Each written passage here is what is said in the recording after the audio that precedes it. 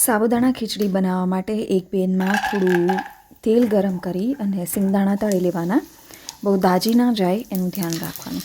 તળેલા શિંગદાણા એક બાજુ લઈ એ જ તેલમાં જીરુંનો વઘાર કરી ઝીણા સમારેલા બટાકા અને થોડું મીઠું નાખી મિક્સ કરી બટાકા રંધાવા દેવાના.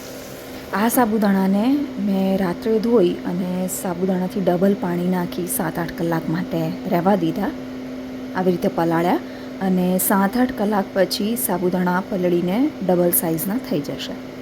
થોડીવાર પછી ચેક કરી લેવું કે બટાકા પકાઈ ગયા છે કે નહીં.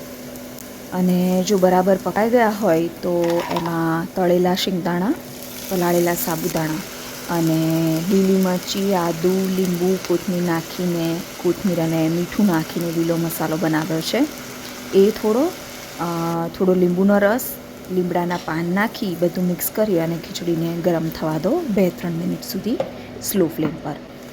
થોડીવાર પછી ચેક કરી લો એટલે આ ઉપવાસમાં ખાઈ શકાય એવી સાબુદાણા ખીચડી તૈયાર.